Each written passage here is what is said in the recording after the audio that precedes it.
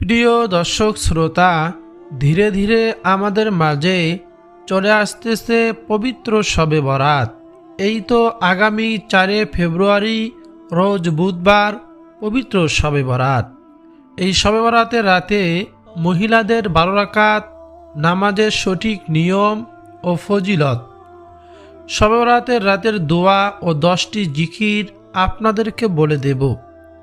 এই সঠিক নিয়মে যদি এই নামাজগুলো পড়তে পারেন, জিকির আজগার দোয়াগুলো পাঠ করতে পারেন, এ রাতে নামাজ ও জিকির যদি করতে পারেন, আল্লাহ তাআলাকে সন্তুষ্টি করার জন্য আল্লাহ তাআলা আপনার জানা অজানা, ইচ্ছাকৃত অনিচ্ছাকৃত সকল ধরনের গুনাহ ক্ষমা করে দিবেন।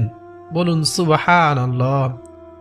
আপনি মাসুম নিষ্পাপ হয়ে যাবেন এবং আল্লাহ তাআলার কাছে আপনি যা যা চাইবেন, আপনার সকল মনের আশা আকাঙ্ক্ষাগুলো আল্লাহ তাআলা পূরণ করে দিবেন। রিজিকের পেরেশানি দূর করে দিবেন, অভাব অনটন রোগ থেকে মুক্ত দান করবেন ইনশাআল্লাহ। আজকের আলোচনাটি প্রত্যেকের জন্য খুবই উপকারী হবে। প্রিয় দর্শক, প্রথমে জানব 10টি জিকির ও ফজিলত, তারপর 12 রাকাত নামাজের সঠিক নিয়ম ও নামাজের ফজিলত আপনাদেরকে জানাবো ইনশাআল্লাহ। একবার হযরত উমর রাদিয়াল্লাহু তাআলা আনহু আলী রাদিয়াল্লাহু তাআলা আনহুর নিকট প্রশ্ন করেছিলেন, আমরা লা ইলাহা ইল্লাল্লাহ এর অর্থ জানি, কিন্তু সুবহানাল্লাহ এর তাৎপর্যটা কি? তখন হযরত আলী রাদিয়াল্লাহু তাআলা আনহু জবাব দিয়েছিলেন, আল্লাহ তাআলা এই বাক্যটি নিজের জন্য পছন্দ করেছেন, তিনি এই বাক্যটি দ্বারা সন্তুষ্ট হন। সুবহানাল্লাহ। এই বাক্যটি জিকির মহান আল্লাহ তাআলার দরবারে অত্যন্ত পছন্দনীয়।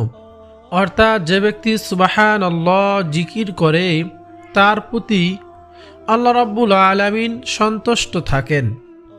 হযরত সাদ ইবনে আবি ওয়াক্কাস রাদিয়াল্লাহু তাআলা আনহু বলেন, আমরা রাসূলুল্লাহ সাল্লাল্লাহু আলাইহি ওয়াসাল্লামের নিকট ছিলাম। তিনি বললেন, তোমাদের কোনো ব্যক্তি প্রত্যেক দিন 1000 নেকি অর্জন করতে সক্ষম কি? তার মধ্যে একজন বললেন, আমাদের মধ্যে কোনো ব্যক্তি কিভাবে 1000 নেকি অর্জন করবে? তখন রাসূলুল্লাহ সাল্লাল্লাহু আলাইহি ওয়াসাল্লাম বললেন, 100 বার সুবহানাল্লাহ পাঠ করলে তার জন্য 1000 নেকি লেখা হবে, অথবা তার 1000 পাপ মোচন করা হবে। সুবহানাল্লাহ। পরিশেষে আল্লাহ তাআলার পবিত্রতা বর্ণনা করেছেন ফেরেশতারা, যার বাস্তব শিক্ষা পবিত্র কোরআনুল কারীমের মধ্যে তুলে ধরা হয়েছে। নবীজি সাল্লাল্লাহু আলাইহি ওয়াসাল্লামের হাদিস দ্বারা ফজিলত বর্ণনা করা হয়েছে। সুতরাং অনেক ছোট একটি বাক্য হলো সুবহানাল্লাহ। এর জিকির অত্যন্ত জরুরি। আল্লাহ তাআলা আমাদের সবাইকে যেন সুবহানাল্লাহ এই জিকির বেশি বেশি করার তৌফিক দান করেন। এজন্য এই রাত্রিতে 2 রাকাত, 4 রাকাত, 6 রাকাত, 8 রাকাত নামাজ পড়ে বিরতি দিয়ে আমরা সুবহানাল্লাহ এবং বাকি জিকিরগুলো করে আল্লাহ তাআলার কাছে দোয়া করব।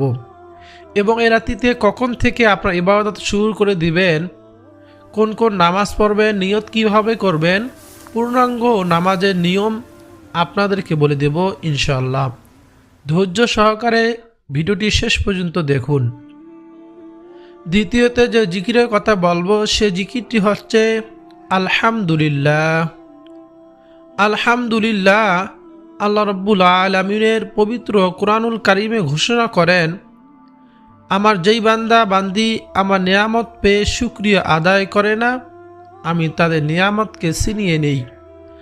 আর যদি আমার নিয়ামত পেয়ে শুকরিয়া আদায় করে আলহামদুলিল্লাহ পাঠ করে, আমি তাদের নিয়ামত আরও বৃদ্ধি করে দেই।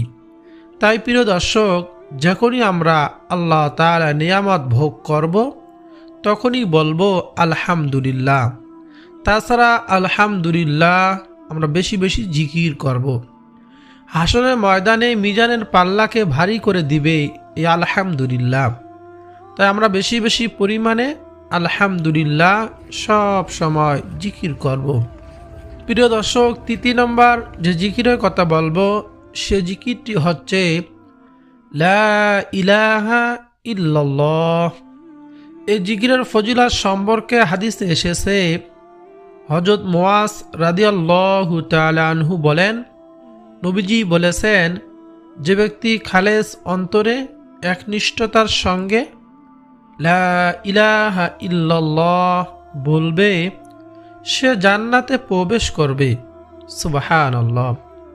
হযরত আনাস বিন মালিক রাদিয়াল্লাহু তাআলা আনহু বলেন, নবীজি বলেছেন, যে ব্যক্তি একবার আল্লাহকে সন্তুষ্ট করার জন্য লা ইলাহা ইল্লাল্লাহ বলবে, কিয়ামতের দিন সে এমনিভাবে উপস্থিত হবে যে তার উপর জাহান্নাম হারাম হয়ে গিয়েছে। সুবহানাল্লাহ। হযরত আনাস রাদিয়াল্লাহু তাআলা আনহু বলেন, নবীজি সাল্লাল্লাহু আলাইহি ওয়াসাল্লাম বলেছেন, কিয়ামতের দিন আল্লাহ তাআলা বলবেন, হে মুহাম্মদ, সৃষ্টির মধ্য হতে আপনার উম্মতের মধ্যকার এমন ব্যক্তিকে জান্নাতে প্রবেশ করান যে ব্যক্তি একদিন হলো ইখলাসের সঙ্গে এই সাক্ষ্য দিয়েছে যে লা ইলাহা ইল্লাল্লাহ, আল্লাহ ছাড়া কোনো ইলাহ নেই, এবং সে এর উপর মৃত্যুবরণ করেছে, তাকে নিয়ে জান্নাতে প্রবেশ করুন। সুবহানাল্লাহ। প্রিয় দর্শক, আমরা দেখতে পেলাম যে লা ইলাহা ইল্লাল্লাহ এর ফজিলত, এই কত মর্যাদা সম্পূর্ণ একটি জিকির। আল্লাহ তাআলা আমাদের সবাইকে এই লা ইলাহা ইল্লাল্লাহ এর জিকির বেশি বেশি করার তৌফিক দান করুন, আমিন। 4 নম্বর জিকিরটি হচ্ছে সুবহানাল্লাহ, আলহামদুলিল্লাহ, লা ইলাহা ইল্লাল্লাহু, আল্লাহু আকবার। এই কালিমাগুলো আল্লাহ তাআলার নিকট অধিক প্রিয়, এবং নবীজি সাল্লাল্লাহু আলাইহি ওয়াসাল্লাম বলেন, পৃথিবীর সমস্ত জিনিসের চাইতে এগুলো আমার কাছে অনেক অনেক প্রিয়। এই জন্য এই 4টি কালিমা একসঙ্গে আমরা পাঠ করব। সুবহানাল্লাহ, আলহামদুলিল্লাহ, লা ইলাহা ইল্লাল্লাহু, আল্লাহু আকবার। 5 নম্বর জিকিরটি হচ্ছে সুবহানাল্লাহি ওয়া বিহামদিহি। নবীজি সাল্লাল্লাহু আলাইহি ওয়াসাল্লাম বলেন, যে ব্যক্তি সুবহানাল্লাহি ওয়া বিহামদিহি প্রতিদিন 100 বার পাঠ করবে, সমুদ্রে ফেনা পরিমাণ সগীরা গুনাহ তার থাকলেও তাকে মাফ করে দেওয়া হবে। সুবহানাল্লাহ। এই জন্য সুবহানাল্লাহি ওয়া বিহামদিহি পবিত্র শবে বরাতের রাত্রিতে আমরা বেশি বেশি পাঠ করব। 7 নম্বর জিকিরটি হচ্ছে সুবহানাল্লাহি ওয়া বিহামদিহি সুবহানাল্লাহিল আযীম।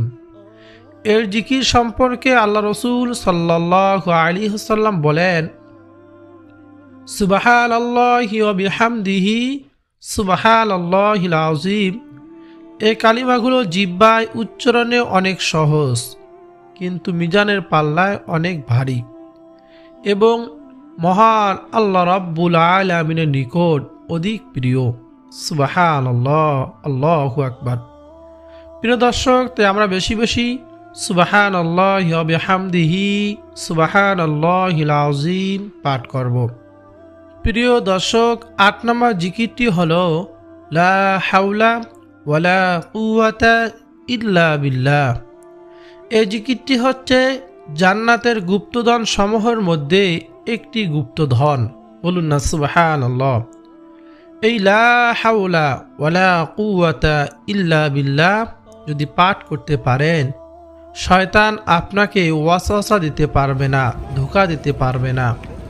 এজন্য এই রাতিতে এই লা হাওলা ওয়ালা কুওয়াতা ইল্লা বিল্লাহ আমরা এই জিকিরটি বেশি বেশি করব। 9 নম্বর জিকিরটি হচ্ছে নবীজি সাল্লাল্লাহু আলাইহি ওয়াসাল্লাম বলেন, সুবহানাল্লাহ ওয়ালহামদুলিল্লাহ ওয়ালা ইলাহা ইল্লাল্লাহু ওয়াল্লাহু আকবার ওয়ালা হাওলা ওয়ালা কুওয়াতা ইল্লা বিল্লাহ। এই কালিমাগুলি হচ্ছে অবশিষ্ট নেক আমল সমূহ। সুবহানাল্লাহ। 10 নম্বর জিকিরটি হচ্ছে নবীজি সাল্লাল্লাহু আলাইহি ওয়াসাল্লাম বলেন, যে ব্যক্তি আমার প্রতি একবার দরুদ শরীফ পাঠ করবে, আল্লাহ তাআলা তার প্রতি 10 বার রহমত বর্ষণ করবেন। নবীজি আরও বলেন, যে ব্যক্তি আমার প্রতি সকালে 10 বার, সন্ধ্যায় 10 বার দরুদ পাঠ করবে, সে কিয়ামতের দিন আমার শাফায়াত পাবে।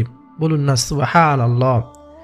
একবার দরুদ শরীফ পাঠ করলে আল্লাহ তাআলা 10টি রহমত দান করবেন, আপনার উপর আপনার 10টি গুনাহ ক্ষমা করে দিবেন এবং আপনার মর্যাদা 10 ধাপ বাড়িয়ে দিবেন। বলুন না সুবহানাল্লাহ। প্রিয় দর্শক, এ তো জানলাম জিকিরের ফজিলত এবং জিকিরগুলো। এই জিকিরগুলো আমরা 4 রাকাত নামাজ পড়ে আমরা কিছুক্ষণ জিকির আজগার এই দোয়াগুলো পাঠ করব, মোনাজাত করব, তারপর আবার নামাজ শুরু করে দেব। প্রিয় দর্শক, এখন জানব শবে বরাতের রাতে 12 রাকাত নামাজের ফজিলত ও নিয়ম। প্রিয় দর্শক, এ রাতে কোনো নির্দিষ্ট নামাজের কথা কোথাও সুস্পষ্টভাবে উল্লেখ নাই।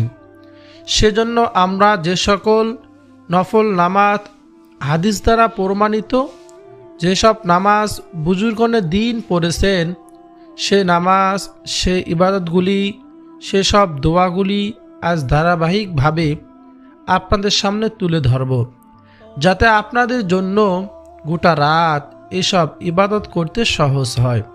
আজকে যা যা আলোচনা করব: 6 রাকাত আওয়াবির নামাজের ফজিলত ও নিয়ম, 2 রাকাত তাওবা নামাজের ফজিলত ও নিয়ম, 2 রাকাত হাজতের নামাজের ফজিলত ও নিয়ম, 4 রাকাত সালাতুত তাসবিহ নামাজের ফজিলত ও নিয়ম। এই নামাজগুলো পড়লে গুনাহ মাফ হবে, হায়াতে রিজিকে বরকত হবে, সকল হাজত পূরণ হবে, সকল অভাব দূর হবে, সকল দুঃখ কষ্ট বিপদ আপদ দূর হবে ইনশাআল্লাহ। মাগরিবের নামাজের পর কি করবেন? যেহেতু এ রাতে সূর্য ডোবার পর থেকেই আল্লাহ রাব্বুল আলামিন দুনিয়ার আসমানে নেমে আসেন আর ডাক দেন, সেহেতু মাগরিবের পর থেকেই মূলত আমাদের ইবাদত শুরু করতে হবে। যেমন ইবনে মাজা শরীফের হাদিসে আছে, এদিন সূর্য ডুবার পর আল্লাহ রাব্বুল আলামিন পৃথিবীর নিকটতম আকাশে নেমে আসেন এবং বলেন, কে আসো আমার নিকট ক্ষমা প্রার্থী, আমি তাকে ক্ষমা করব। কে আসো রিজিক প্রার্থী, আমি তাকে রিজিক দান করব। কে আসো রোগ মুক্তি প্রার্থনাকারী, আমি তাকে রোগ থেকে মুক্ত করব, শিফা দান করব। কে আসো জীবনের সমস্ত গুনাহগুলো ক্ষমা করাতে চাও, প্রার্থনা করো, আমি ক্ষমা করব। ফজরের সময় হওয়ার পূর্ব পর্যন্ত আল্লাহ তাআলা এভাবে আহ্বান করতে থাকেন, ডাকতে থাকেন। এই জন্য শবে বরাতে মাগরিবের নামাজের পর 6 রাকাত সালাতুল আওয়াবিন নামাজ আদায় করবেন। প্রতি রাকাতে সূরা ফাতিহার সাথে আপনার অন্য সূরা পড়তে হবে এমনটা না। অন্য নফল নামাজ যেভাবে আদায় করেন ঠিক তেমনি শুধু নিয়তটি করবেন, আমি শবে বরাতের রাত্রিতে আল্লাহ তাআলাকে সন্তুষ্টির জন্য আওয়াবিন নামাজের 2 রাকাত নিয়ত করিতেছি, আল্লাহু আকবার। 2 রাকাত করে আপনারা 6 রাকাত নামাজ আদায় করবেন। এই নামাজের সময় হলো মাগরিবের ফরজ এবং সুন্নতের পর থেকে ইশারের নামাজের ওয়াক্ত হওয়ার আগ পর্যন্ত এই সময় এই নামাজ পড়বেন। এই নামাজের ফজিলত হলো, আওয়াবিন নামাজের ফজিলত সম্পর্কে আম্মর ইবনে ইয়াসির রাদিয়াল্লাহু তাআলা আনহু বলেন, নবীজি সাল্লাল্লাহু আলাইহি ওয়াসাল্লাম বলেছেন, মাগরিবের নামাজের পর যে ব্যক্তি 6 রাকাত নফল নামাজ পড়বে তার গুনাহ ক্ষমা করে দেওয়া হবে, যদিও তা সমুদ্রের ফেনা পরিমাণও হয়। সুবহানাল্লাহ। আর এক হাদিসে এসেছে, হযরত আব্দুল্লাহ ইবনে আব্বাস রাদিয়াল্লাহু তাআলা আনহু বলেন, ফেরেশতারা ওই সকল লোকদেরকে ডেকে নেয় যারা মাগরিব ও ঈশার মধ্যবর্তী সময়ে নামাজ পড়ে, আর এই নামাজের নাম সালাতুল আওয়াবিন, আওয়াবিনের নামাজ। বলুন না সুবহানাল্লাহ। আর এক হাদিসে এসেছে হযরত সালেহ রহমতুল্লাহি আলাইহি তার পিতা আব্দুল্লাহ ইবনে উমর রাদিয়াল্লাহু তাআলা আনহু বলেন, নবীজি বলেছেন, যে ব্যক্তি মাগরিবের পর 6 রাকাত নামাজ পড়বে তার 50 বছরের গুনাহ মাফ হয়ে যাবে। সুবহানাল্লাহ। আব্দুল্লাহ ইবনে আব্বাস রাদিয়াল্লাহু তাআলা আনহু বলেন, নবীজি বলেছেন, যে ব্যক্তি মাগরিবের নামাজের পর এই নামাজ পড়বে তার মর্যাদা জান্নাতের উচ্চ স্থানে হবে। সুবহানাল্লাহ। অন্য হাদিসে এসেছে হযরত আবু হুরায়রা রাদিয়াল্লাহু তাআলা আনহু বলেন, নবীজি সাল্লাল্লাহু আলাইহি ওয়াসাল্লাম বলেন, যে ব্যক্তি মাগরিবের নামাজের পরে 6 রাকাত নফল নামাজ পড়ে মাঝখানে কোনো দুনিয়াবি কথা না বলে, তাহলে সেটা 12 বছরের ইবাদতের সমান গণ্য হবে। তিরমিজি শরীফের হাদিস। বলুন না সুবহানাল্লাহ। প্রিয় দর্শক, এই 6 রাকাত নামাজের কত যে ফজিলত! শবে বরাতের রাতে আপনারা অবশ্যই এই 6 রাকাত আওয়াবিন নামাজে আপনারা আদায় করবেন। তারপর শবে বরাতের রাতে সালাতুত তাওবা নামাজ 2 রাকাত পড়বেন। আমাদের গুনাহ হয়ে যায়, সকল গুনাহ থেকে পুত পবিত্র হয়ে শবে বরাতে আল্লাহ তাআলার সামনে দাঁড়াতে হবে। তাই তাওবা নামাজ পড়তে হবে। এই নামাজে নিয়ত হলো, হে আল্লাহ, আমি 2 রাকাত তাওবা নামাজ আদায় করিতেছি, আল্লাহু আকবার। তারপর প্রতি রাকাতে সূরা ফাতিহার সঙ্গে যে কোনো সূরা দিয়ে আপনি 2 রাকাত নামাজ পড়বেন। তারপর নিজের সমস্ত গুনাহ খাতার জন্য আল্লাহ তাআলার কাছে ক্ষমা চাইবেন। নবীজি সাল্লাল্লাহু আলাইহি ওয়াসাল্লাম আরও বলেছেন, যে ব্যক্তি উত্তম রূপে উজু করে এরপর উঠে 2 রাকাত অথবা 4 রাকাত ফরজ নয় এমন সুন্নত বা নফল নামাজ উত্তম রূপে রুকু ও সিজদা করে পড়ে, এরপর সে আল্লাহ তাআলার কাছে ক্ষমা প্রার্থনা করে, সে ব্যক্তিকে ক্ষমা করে দেওয়া হয়। সুবহানাল্লাহ, আল্লাহু আকবার। প্রিয় দর্শক শ্রোতা, এজন্য পবিত্র শবে বরাতের রাত্রিতে আমরা অবশ্যই 2 রাকাত তাওবার নামাজ পড়ব। আমরা নফল নামাজ যত রাকাত ইচ্ছা আপনারা পড়তে পারবেন। অন্য অন্য সময় যেভাবে নফল নামাজ আদায় করেন ঠিক তেমনিভাবে এই নফল নামাজ পড়া যাবে। নির্দিষ্ট কোনো নামাজ পবিত্র শবে বরাতের রাত্রিতে নেই, কিন্তু আমরা সালাতুল আওয়াবিন নামাজ, তাওবার নামাজ এটা থেকে বেশি বেশি পড়ব। আর বিশেষ করে শেষ রাতে আমরা তাহাজ্জুদের নামাজ 2 রাকাত, 4 রাকাত, 6 রাকাত, 8 রাকাত এভাবে পড়ব। পরে চোখের পানি ছেড়ে দিয়ে আল্লাহ তাআলার কাছে দোয়া করব। প্রিয় দর্শক শ্রোতা, বিশেষ করে মা বোনেরা, মনে করেন আপনি 2টি সূরা পারেন। একটা হলো কুল হুয়াল্লাহু আহাদ, তারপর ইন্না আ'তাইনাকাল কাউসার। এই 2টি সূরা দিয়ে আপনার প্রথম রাকাতে ইন্না আ'তাইনাকাল কাউসার, পরের রাকাতে কুল হুয়াল্লাহু আহাদ। এভাবে 2 রাকাত করে আপনি 2 রাকাত, 4 রাকাত, 6 রাকাত নামাজ আদায় করবেন। তাহলে আপনার নামাজ হয়ে যাবে ইনশাআল্লাহ। আমাদের জন্য সুবর্ণ সুযোগ, এই পবিত্র শবে বরাতের রাত্রিতে আমরা যদি আল্লাহ তাআলার কাছে ক্ষমা প্রার্থনা করতে পারি, আল্লাহ তাআলা আমাদেরকে ক্ষমা করে দেবেন। আমাদের অভাব অনটন থেকে মুক্ত চাইলে মুক্তি দান করবেন, রোগ থেকে শিফা দান করবেন। এক কথায় আল্লাহ তাআলার কাছে যা চাইব আল্লাহ তাআলা তাই আমাদেরকে দান করবেন। এজন্য এখন থেকে প্রস্তুতি গ্রহণ করতে হবে। শবে বরাতের রাত্রিতে সঠিক নিয়মে সঠিকভাবে নামাজ এবং জিকির আজকারগুলো করতে হবে। বিশেষ করে আমরা মাগরিব, ঈশা এবং ফজরের নামাজ আদায় করব।